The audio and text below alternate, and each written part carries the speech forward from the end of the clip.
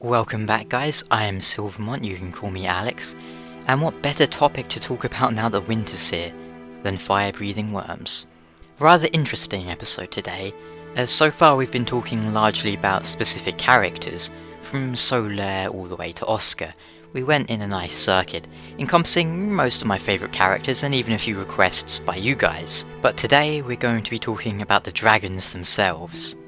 Whilst we have a few named dragons, namely Seath and Calamite, considering they have in essence no dialogue, there's not much to go with on that front.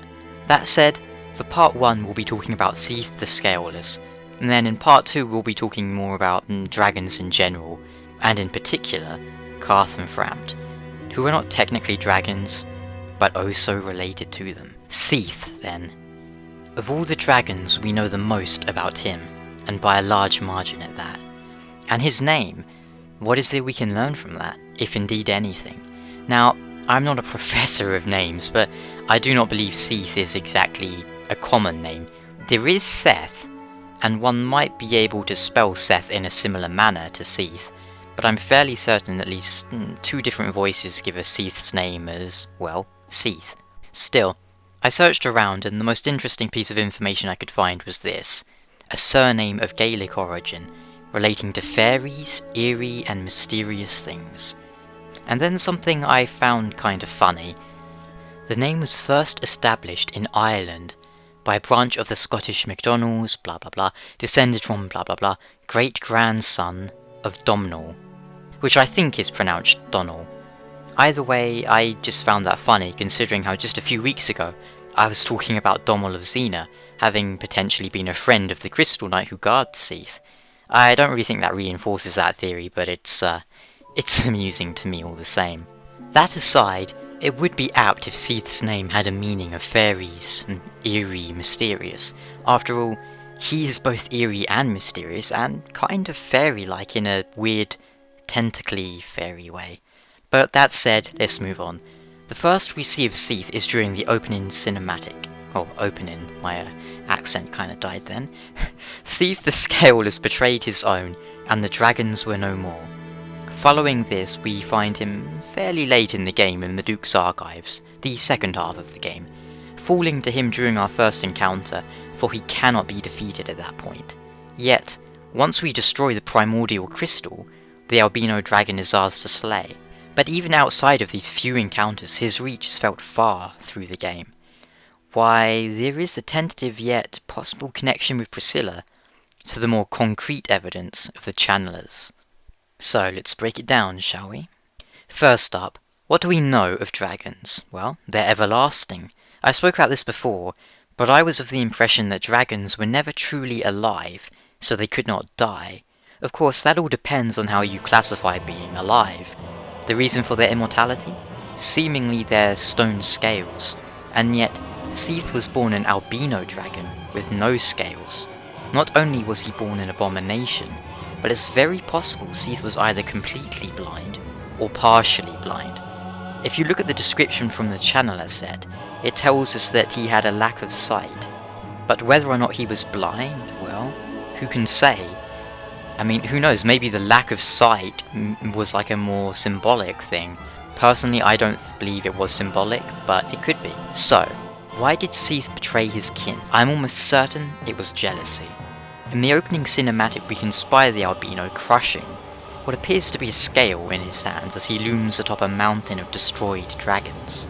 And I'll note that while Seath is referred to as male in the game, I'm still of the impression that the dragons are actually genderless.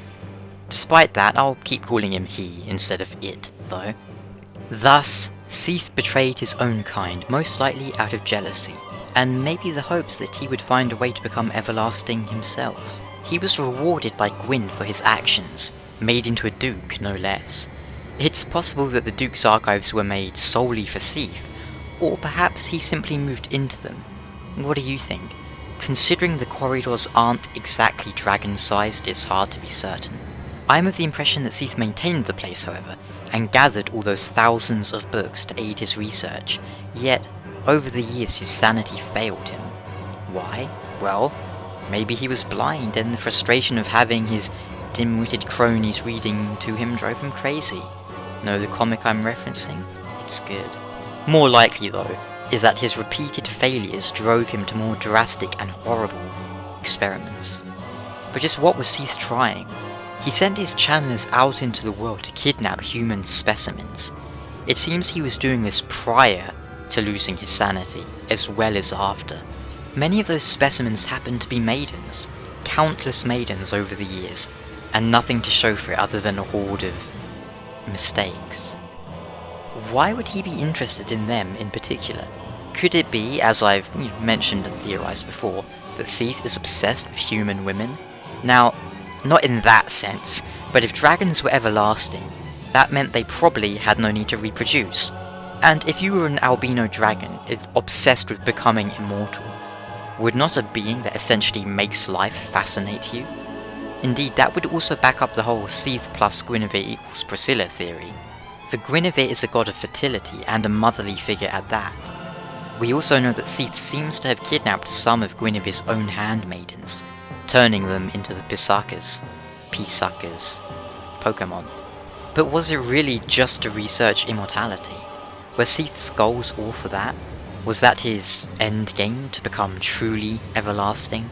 The immortality he has in-game is a result of the primordial crystal, an artifact that likely belonged to the dragons originally, for we know that Seath pillaged it during his betrayal, at least according to Big Cat Logan. Speaking of Big Cat, if Seath is the grandfather of sorcery, just what does that mean? Sorcery is the manipulation of the soul, surely, but Seath shouldn't have a soul to begin with, right? Strange to note that the Vinheim Academy that produces the majority of the world's sorcerers is known as the Dragon School. Then there's the Crystal Sorcery at least, which is very much related to Seath, who is encrusted with crystals. It almost seems as if they're consuming his body slowly but surely, almost like what happens when you get petrified, or cursed, I should say, by the basilisks in the depths and in other places. Something else to consider is that Gwyn did give Seath a soul. Maybe that is when he invented sorcery. Because we know that Seath is quite smart. Maybe he is the one who originally invented the manipulation of the soul to create sorcery. And what about the Moonlight Greatsword? Itself a reference to the large Sword of Moonlight from Demon Souls, which is itself a reference to the Sword of Moonlight from Kingsfield. Seath himself is also from Kingsfield. And what is Kingsfield? Well, old 90s JRPGs made by FromSoft. First person and not all that different from Souls in some ways. In those games, Seath and Gyra were dragon gods, Seath good and Gyra evil, although it later turns out that both gods had been created by a being higher still, and you could fight Seath in a more humanoid form as a final boss. I don't think any of this means Kingsfield World and Lordran are connected. It probably just from referencing their older games. Funnily enough, one of the first PS2 games I ever played was Eternal Ring, which I thought was horrible. I only recently found out that it was made by the same developers who made Dark Souls. Got a bit off topic there, but whilst not directly linked to the character, stuff like that can be important to consider in the grand scheme of things. It does make me wonder why Calamite wasn't called Gyra. Maybe they're saving him for Dark Souls 2. All the same, my thinking is that Seath's main concern is to find a way to become truly immortal, and he seems to believe the secret lies in humanity. Perhaps in the infinite humanity that gnaws at the Firekeeper souls. And as far as we know, all the Firekeepers are all humans and all human females. As I've said before, I believe humans are the pygmies of the Dark Souls world. They're smaller than the gods and so easily forgotten. But give them half the chance, and they'll accomplish more than you could imagine possible. I think that's about all I wanted to cover with Seath. As usual, let me know what you think in the comments. I didn't cover absolutely everything Seath related, such as, for example, how on earth does he move about, and did he just bust through the roof to get to us in the Crystal Caves? But that's exactly what the comments are for, and next time we're going to be talking more about the dragons in general. How smart are they? How sentient are they? What were their goals? And what does their presence in Dark Souls mean? And indeed, What does their seeming revival in the sequel mean for us? Until then, take care and see you next time.